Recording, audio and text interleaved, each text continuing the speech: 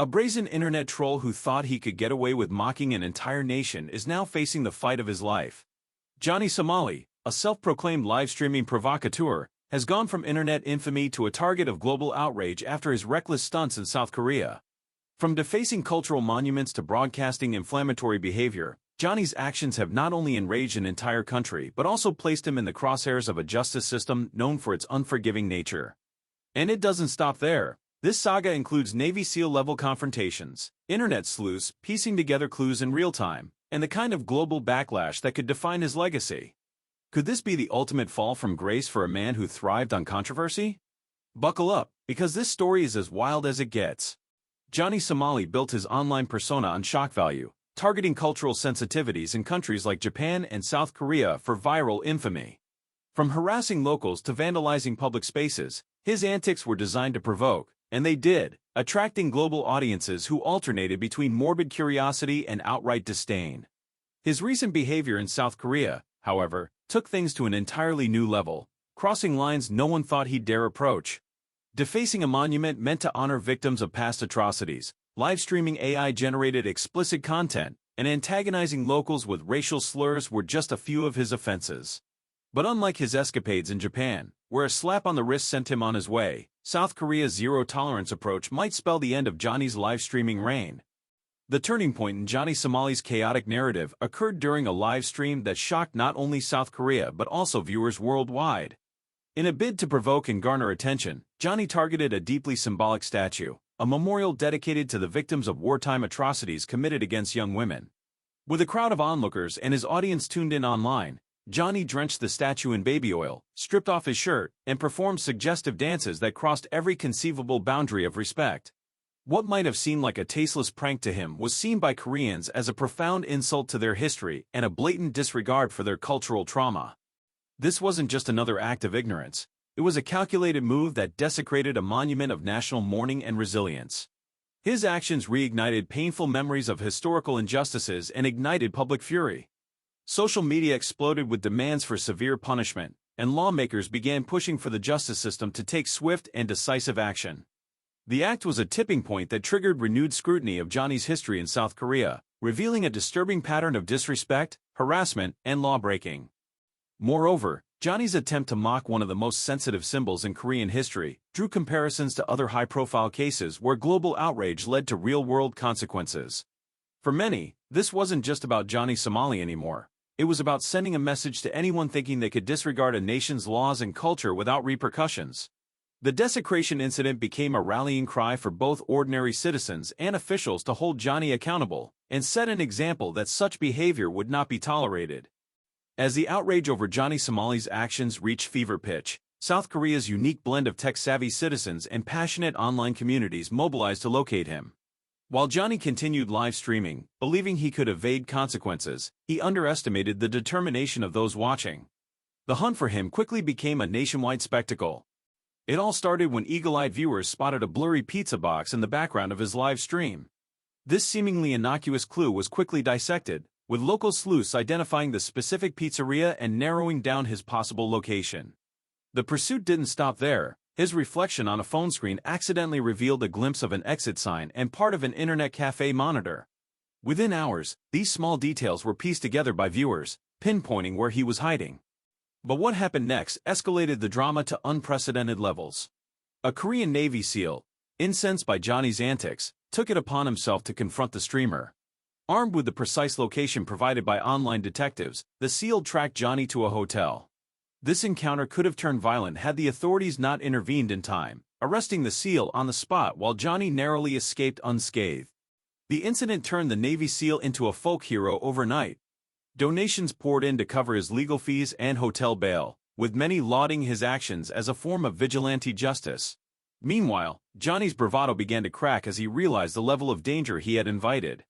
The live streams became less frequent and less confident, with Johnny resorting to audio-only broadcasts out of fear of being discovered again. The public hunt for Johnny wasn't just about punishing him. It symbolized something bigger, a collective effort to defend cultural dignity and show the world that South Korea would not stand by while its values were trampled on.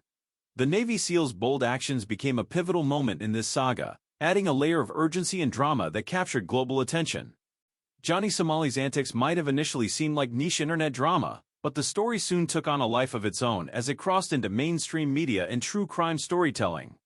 At the forefront of this shift was Stephanie Sue, the creator behind the wildly popular Rotten Mango podcast.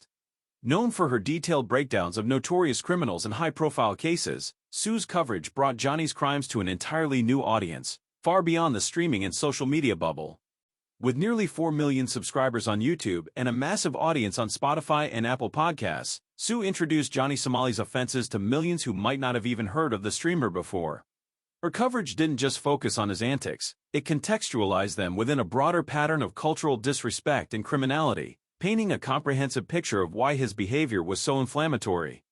This mainstream attention was a game-changer. It added serious weight to the calls for accountability, echoing how documentaries like Surviving R. Kelly reignited public demands for justice against long-standing crimes.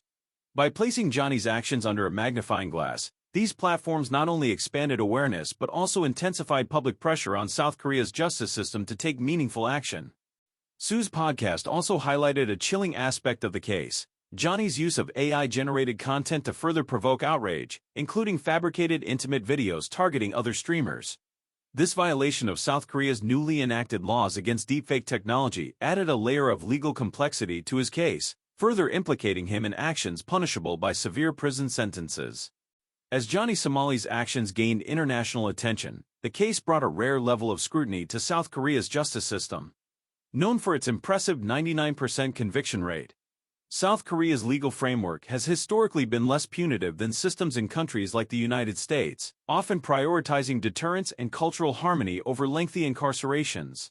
But in Johnny's case, public outrage, both domestically and internationally, was reaching a boiling point, creating unique pressures on the authorities to deliver a strong response. Johnny faced an array of charges that reflected the breadth of his offenses, from violating laws regarding deepfake technology to defacing cultural symbols and inciting public disorder. Combined, these offenses could lead to sentences as high as 16 years in prison, a stark contrast to the leniency he experienced in Japan, where he was let off lightly after trespassing and disturbing the peace. Social media played an undeniable role in amplifying the Johnny Somali saga. Platforms like X, YouTube, and TikTok turned this controversy into a global phenomenon, with viral clips showcasing Johnny's most outrageous acts. Live streams and edited videos capturing everything from his insults to his near confrontations with Korean citizens became rallying points for widespread condemnation. Public pressure also extended to mainstream media, as outlets like NBC News and Exerto reported on Johnny's escalating offenses. Each new layer of coverage heightened the stakes, turning the case into a litmus test for how South Korea would respond to international scrutiny. The growing audience wasn't just passively watching, they were demanding action. Calls for harsher penalties flooded forums and comment sections, signaling that Johnny's actions had struck a universal chord of outrage. Meanwhile, Johnny's dwindling influence became evident in real time. Once able to attract thousands of viewers, he now struggled to maintain even modest engagement on his live streams.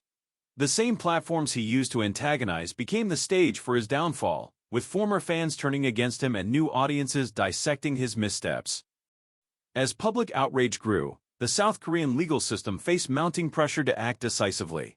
Johnny Somali's offenses weren't just seen as isolated acts of disrespect, they were emblematic of a broader problem: how foreign nationals, emboldened by online fame, could flout local laws and culture with seeming impunity.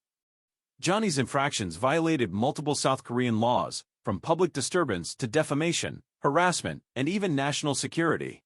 For Johnny, the fame he sought so desperately may now cost him his freedom, with the possibility of deportation looming large after his sentence. Johnny Somali's story serves as a potent reminder of the perils of seeking fame at any cost. From his disrespectful antics to his eventual capture, his actions have cast a spotlight not just on himself, but on broader issues of cultural insensitivity, online accountability, and the dangers of prioritizing clicks over respect. As South Korea grapples with the fallout, this case may mark a turning point for how nations handle foreign provocateurs who exploit their systems and traditions.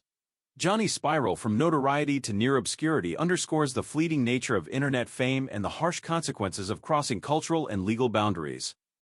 Johnny's downfall could serve as a cautionary tale not only for content creators but also for the platforms that support them and the nations they exploit. In a globalized world, the ripple effects of one person's actions can spark widespread consequences, and South Korea seems poised to use this moment to set a strong precedent for the future.